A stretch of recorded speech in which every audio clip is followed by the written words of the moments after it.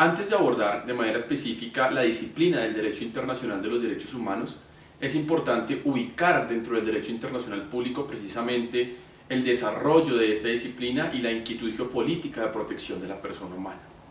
Como es bien sabido, luego de la Segunda Guerra Mundial, distintas inquietudes y propuestas de regulación en relación con el poder del Estado a fin de proteger la persona humana se desarrollaron dentro del derecho internacional público. Quizá la más conocida, la Declaración Universal de Derechos del Hombre, adoptada precisamente en el nacimiento mismo de las Naciones Unidas en la época de posguerra. Pero a su turno se dieron sendos ejemplos a nivel regional, tanto en el contexto del Consejo de Europa, para el contexto europeo, o en la Organización de Estados Americanos para el contexto del continente americano, con la Declaración Americana de Derechos del Hombre. De esta manera, luego de la Segunda Guerra Mundial, o bien se profundizaron regímenes para la protección de la persona humana o se desarrollaron otros a la luz del derecho internacional público. No en vano, luego de la Segunda Guerra Mundial, se presentan los 4 desarrollos de las disciplinas del derecho internacional público que hoy concentran precisamente la protección de la dignidad humana en el derecho internacional. Por un lado, el derecho internacional humanitario con los desarrollos de los 4 convenios de Ginebra de 1949 y posteriormente sus 2 protocolos adicionales del 77. Adicionalmente, la protección de los refugiados a través de la Convención de 1951 y los desarrollos que de ella se han derivado con posterioridad. De manera más cercana, los desarrollos mismos, pero también originados en la situación de posguerra del derecho penal internacional con el fin de juzgar y sancionar a quienes cometan precisamente graves violaciones al derecho internacional y cometan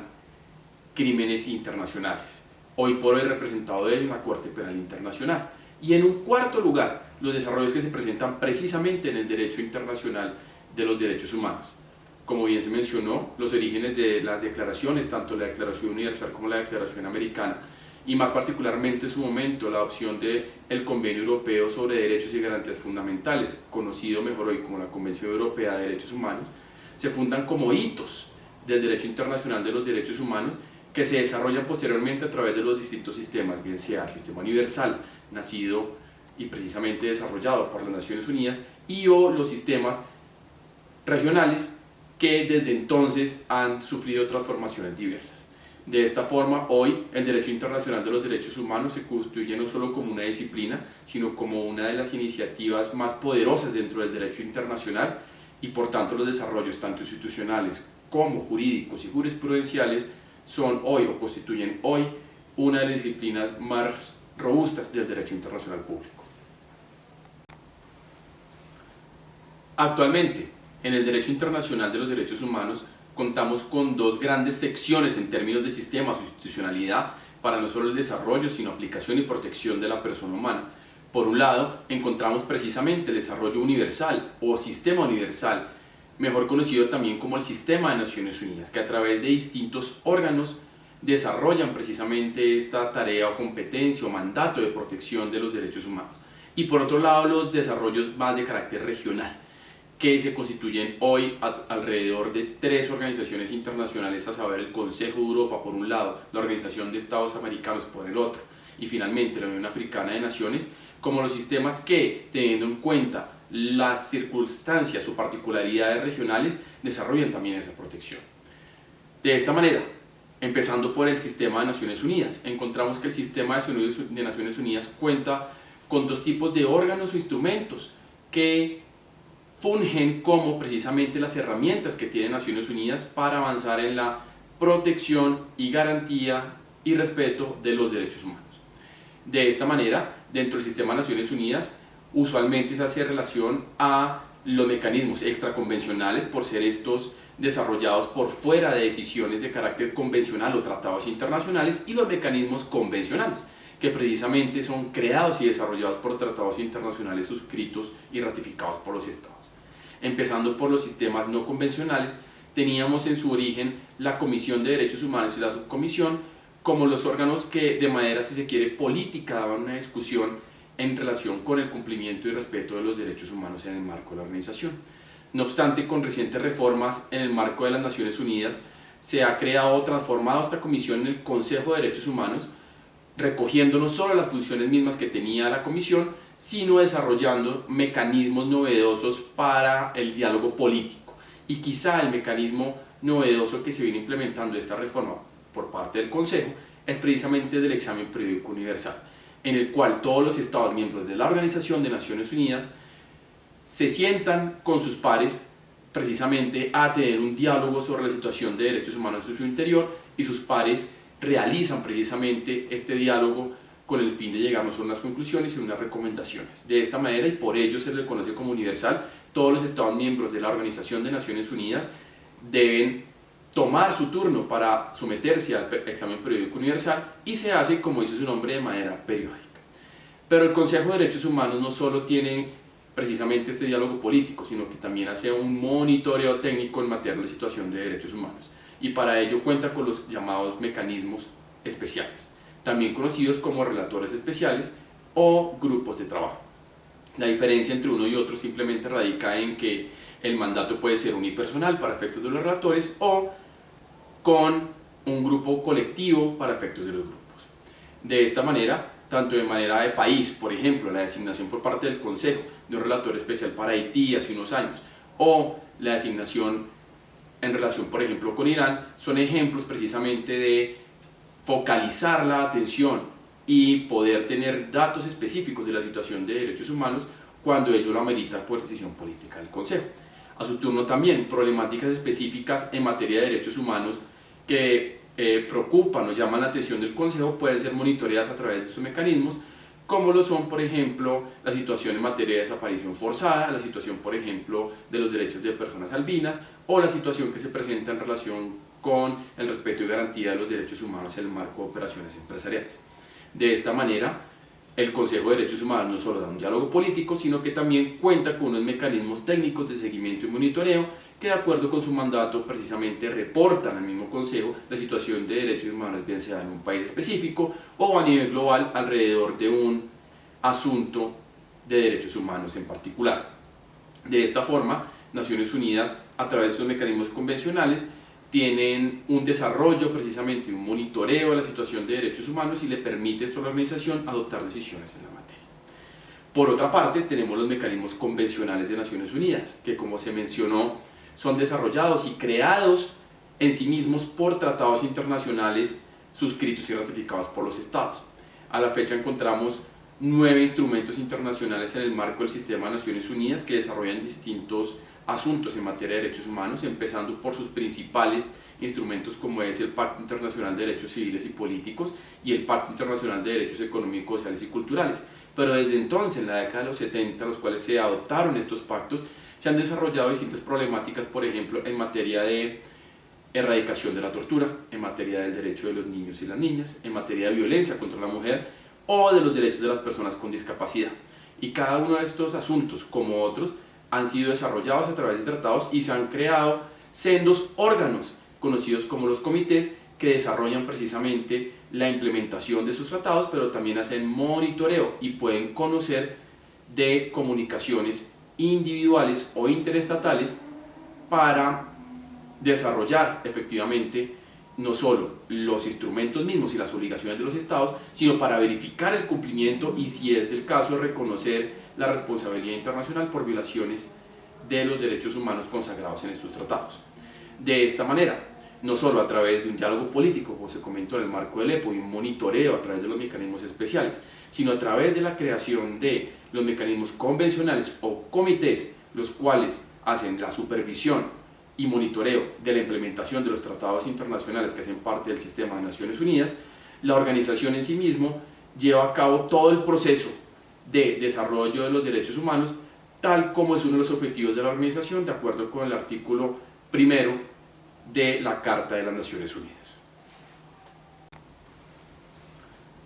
Actualmente, en el derecho internacional de los derechos humanos, contamos con dos grandes secciones en términos de sistemas o institucionalidad para no solo el desarrollo, sino aplicación y protección de la persona humana. Por un lado, encontramos precisamente el desarrollo universal o sistema universal, mejor conocido también como el Sistema de Naciones Unidas, que a través de distintos órganos desarrollan precisamente esta tarea o competencia o mandato de protección de los derechos humanos. Y por otro lado, los desarrollos más de carácter regional, que se constituyen hoy alrededor de 3 organizaciones internacionales, a saber el Consejo de Europa por un lado, la Organización de Estados Americanos por el otro, y finalmente la Unión Africana de Naciones, como los sistemas que, teniendo en cuenta las circunstancias o particularidades regionales, desarrollan también esa protección. De esta manera, empezando por el sistema de Naciones Unidas, encontramos que el sistema de Naciones Unidas cuenta con 2 tipos de órganos o instrumentos que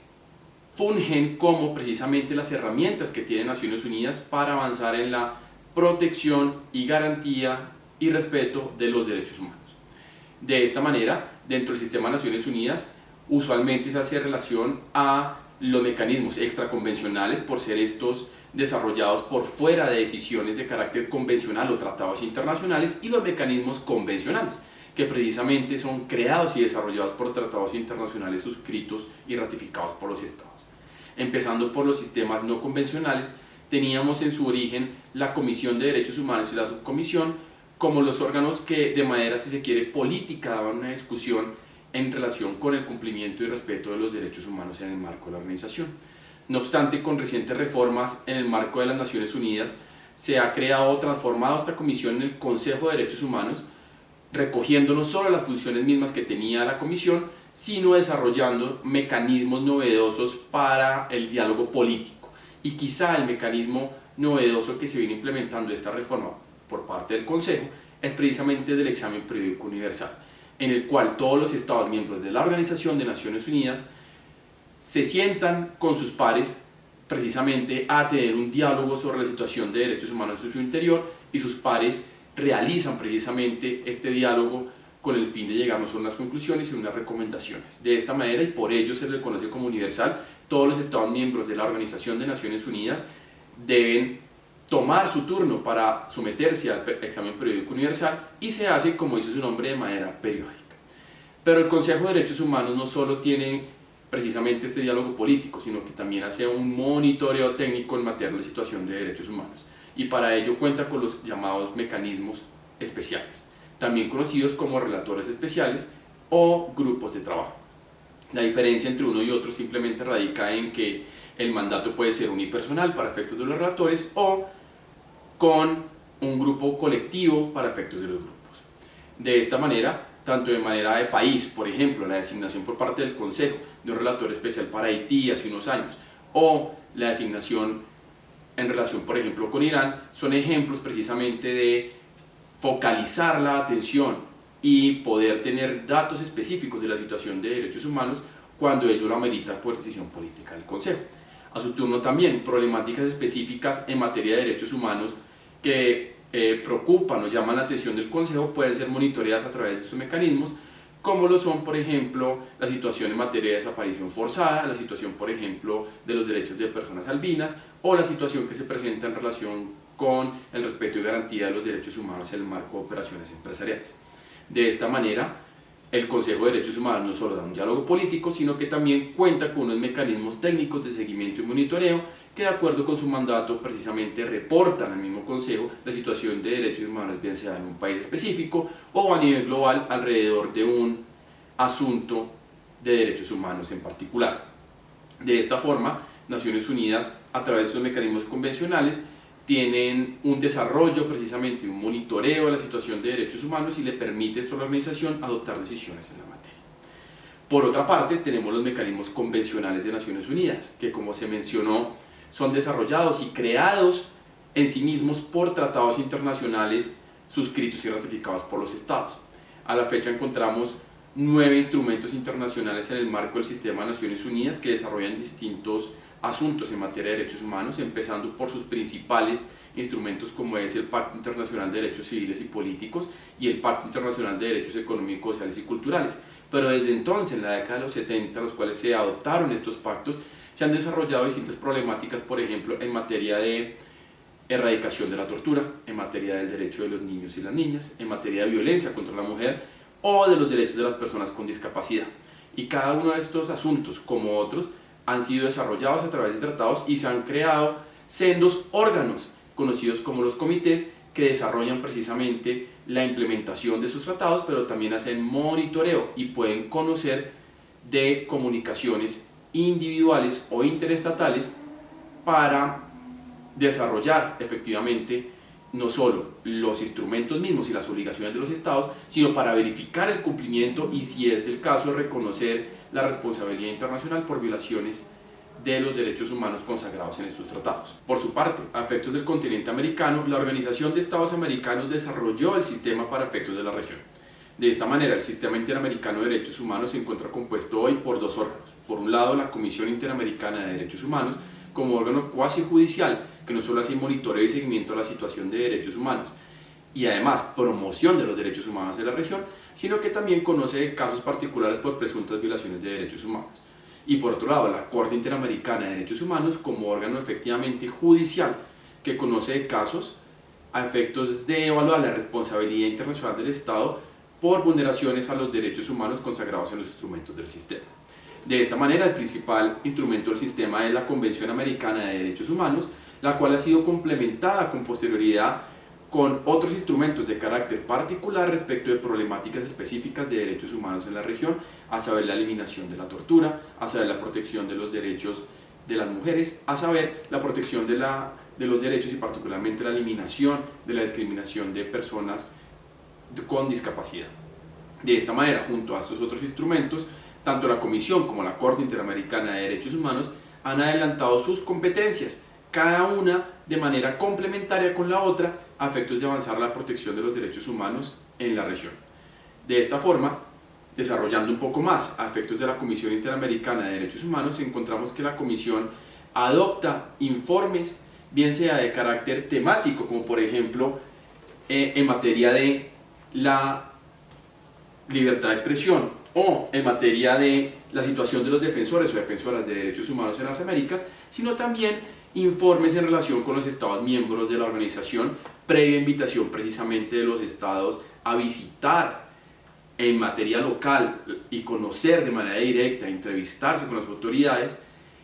la situación de derechos humanos en el determinado país. Pero adicionalmente, la Comisión Interamericana de Derechos Humanos también conoce de peticiones individuales. Estas peticiones pueden ser interpuestas por cualquier persona o grupo de personas, es decir, cualquier ciudadano o cualquier persona en las Américas puede acceder ante la Comisión Interamericana de Derechos Humanos para llevar ante ella inquietudes de presuntas violaciones a los derechos humanos, bien sean propias o bien sean de terceros.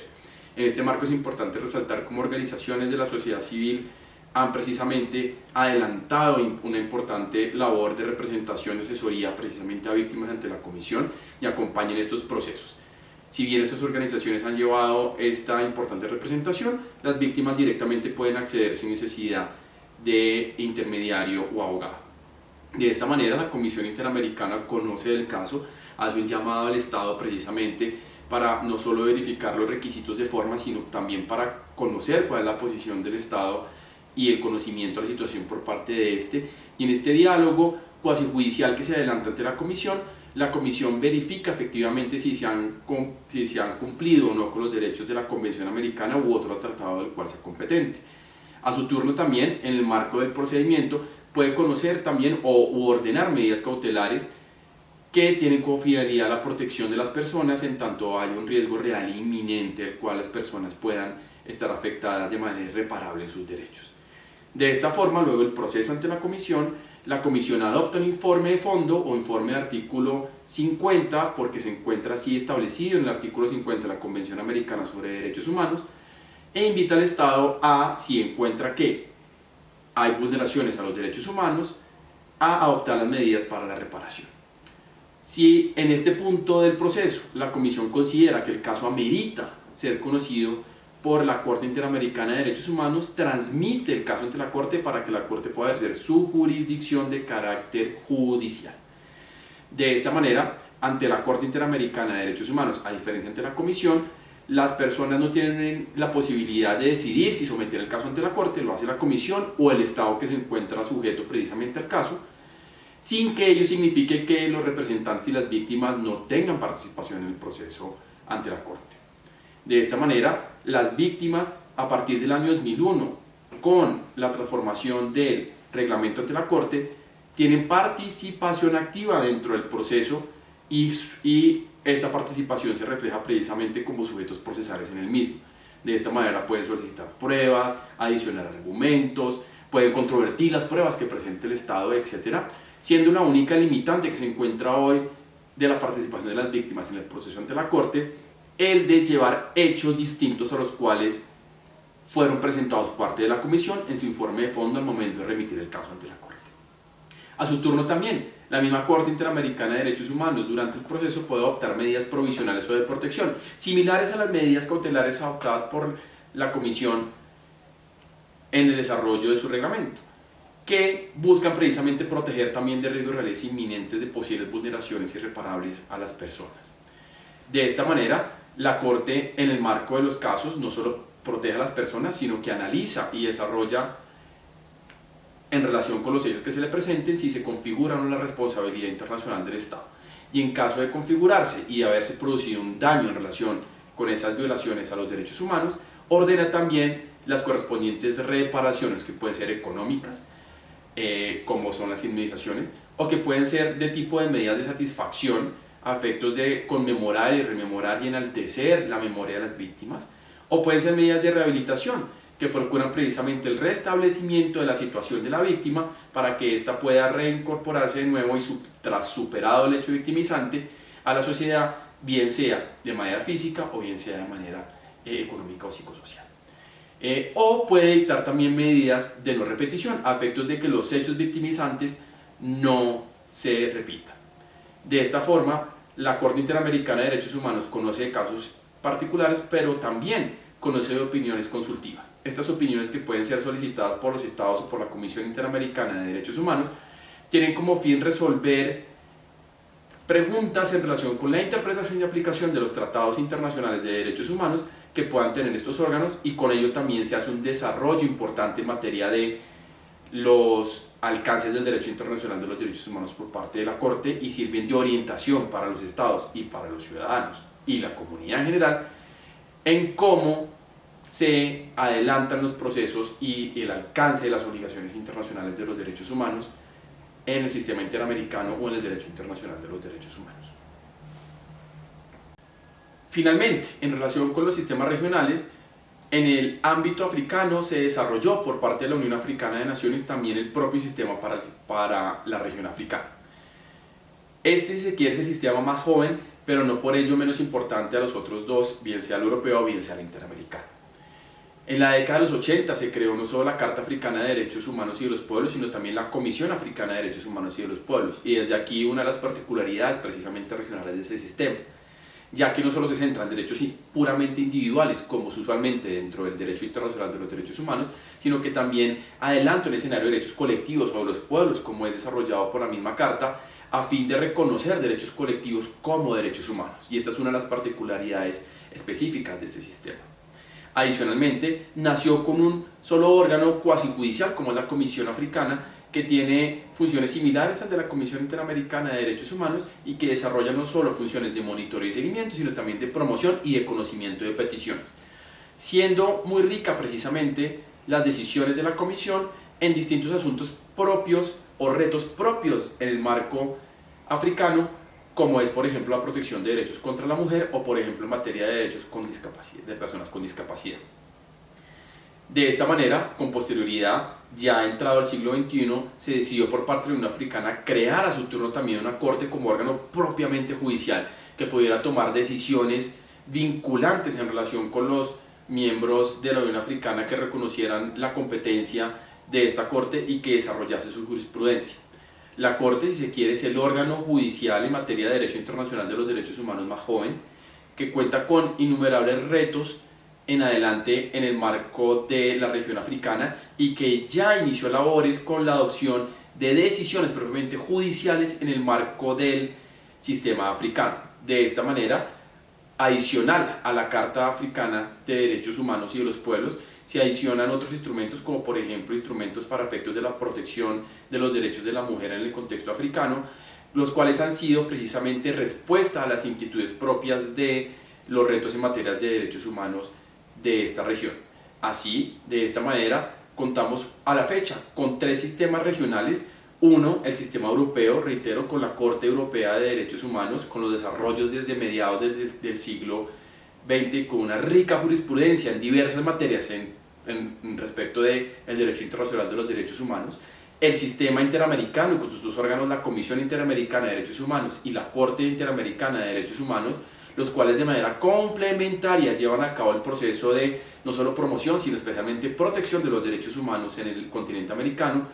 y si se quiere el más reciente, pero no menos importante, sistema africano, compuesto también por la Comisión Africana de Derechos Humanos y de los Pueblos y el órgano judicial o Corte Africana de Derechos Humanos y de los Pueblos, de reciente creación en el año 2004. De esta manera surge simplemente una pregunta: ¿y qué sucede con el continente asiático o con los países que se encuentran precisamente en esta región? Y para el efecto la respuesta es dual. Por un lado, el sistema universal ya visto de Naciones Unidas abarca precisamente esta zona geográfica y desde allí también no solo se hace monitoreo, sino promoción y protección de derechos humanos. Y por otro lado, los desarrollos mismos y las características culturales de esta región, las diferencias culturales, no han permitido efectivamente la creación de un sistema propio, lo cual, se reitera, no significa que se encuentren desprotegidos, sino que se encuentran hoy abarcados por el sistema universal de derechos humanos. De esta manera, bien sea a través de sistemas regionales o bien sea a través del sistema universal, hoy a nivel global encontramos unos mecanismos y unos instrumentos que propugnan por el respeto y garantía de los derechos humanos a nivel global. Ahora bien, en general con los órganos internacionales de derechos humanos es preciso hacer algunas precisiones finales. De un lado, es pertinente señalar cómo los órganos internacionales de derechos humanos hacen un monitoreo y vigilancia en relación con los estados como institución. De esta forma, a diferencia de la Corte Penal Internacional, la cual lleva a cabo procesos en contra de individuos particulares, individuos personales o personas naturales, los órganos internacionales de derechos humanos ejercen sus competencias en relación con el Estado como institución. ¿Qué significa ello? Que ante un órgano internacional de derechos humanos no se llevan acusaciones o señalamientos en relación con individuos particulares y que mucho menos esos órganos podrían señalar castigos específicos en relación con personas con nombre propio. Así, cuando se lleva un caso o un asunto ante un sistema o ante un órgano internacional de derechos humanos, lo que se lleva es al Estado como institución, y a este respecto es pertinente señalar algunos asuntos. En primera medida, que el análisis de casos por parte de los órganos internacionales de derechos humanos se centran en la responsabilidad internacional del Estado por el hecho ilícito internacional. Eso significa que cuando se lleva el caso, el órgano analiza si el Estado en cuestión respetó las obligaciones adoptadas precisamente por el propio Estado al ratificar el tratado en relación con los derechos humanos. Y no solo eso, sino si el hecho el cual se lleva ante el órgano es atribuible al Estado, es decir, si el Estado participó, bien sea a través de sus agentes o sus instituciones, en los hechos, bien sea por acción o bien sea por omisión. De esta manera, el análisis que hacen los órganos hace referencia a la responsabilidad internacional del Estado desarrollada por el derecho internacional público en general, a través no solo del derecho consuetudinario, sino a través de referentes tales como los artículos sobre la responsabilidad internacional del Estado por el hecho ilícito internacional, adoptados por la Comisión de Derecho Internacional de las Naciones Unidas. Así, de configurarse la responsabilidad internacional, esto es, que se hayan desconocido obligaciones consagradas en los tratados internacionales ratificados por el Estado y que el Estado haya participado a través de sus agentes, bien sea por acción o omisión, en estos hechos, se procede por los órganos internacionales a verificar si adicionalmente se ha producido un daño con base en esa vulneración. Si se vulneraron estas obligaciones y a su turno se afectaron los derechos y se produjo un daño, los órganos proceden entonces a ordenar las reparaciones respectivas. Recordemos que las reparaciones en materia de derechos humanos se entienden como reparaciones integrales, no se centran única y exclusivamente en la parte indemnizatoria o la reparación económica, sino que se reconoce no hay la posibilidad de ordenar otro tipo de reparaciones, tales como las medidas de satisfacción, las garantías de no repetición o las medidas de rehabilitación. Naturalmente, la restitución será el primer paso que se puede desarrollar por parte de un órgano a efectos de garantizar el derecho. De esta manera, es importante señalar cómo las principales obligaciones en derechos humanos que son revisadas por los órganos internacionales son las obligaciones generales consagradas en los tratados internacionales. a saber, por un lado, la obligación de respeto, mediante la cual los estados se comprometen que sus agentes no van a invadir la esfera individual de las personas en sus derechos, es decir, que no les quitarán la vida arbitrariamente, que no los torturarán, que no se involucrarán, por ejemplo, sus decisiones en materia de libertad de religión o libertad de expresión, y por otro lado, la obligación de proteger o garantizar, que a diferencia de la de respetar, que es una obligación negativa o de abstención, reiteramos, de que no se involucren en los asuntos individuales de las personas, la obligación de proteger o garantizar implica el accionar del Estado con el fin de que, por ejemplo, en las relaciones entre particulares donde hay una amenaza o vulneración, no se lleve a cabo precisamente o la realidad no sea la vulneración de los derechos. De esta manera, por ejemplo, se tiene los órganos de seguridad del Estado que garantizan la seguridad, la vida y bienes de las personas bajo la lógica de derechos, pero también que se lleven a cabo políticas públicas para el desarrollo y goce de los derechos. De esta manera que, por ejemplo, en los centros carcelarios se lleven a cabo las adecuaciones físicas y las adecuaciones de talento humano con el fin de que no haya posibilidad de que haya alteración de los derechos por parte de los internos. O, por ejemplo, políticas públicas en materia de vivienda adecuada para que las personas tengan una vivienda digna, o en materia del derecho al agua para efectos de la protección precisamente de este derecho o desarrollo, por ejemplo, de derecho a la alimentación adecuada. Esto implica volcar la capacidad del Estado. El Estado debe actuar progresivamente, efectivamente, para que haya una ampliación del aseguramiento de estos derechos y, naturalmente, la abstención de toma de estas medidas podría suponer también la responsabilidad internacional del Estado, como naturalmente también adoptar medidas que sean regresivas o contrarias al desarrollo precisamente de estos derechos. Así, de esta manera, los órganos internacionales de derechos humanos llevan no solo el monitoreo, sino también el conocimiento de casos por presuntas violaciones de los derechos humanos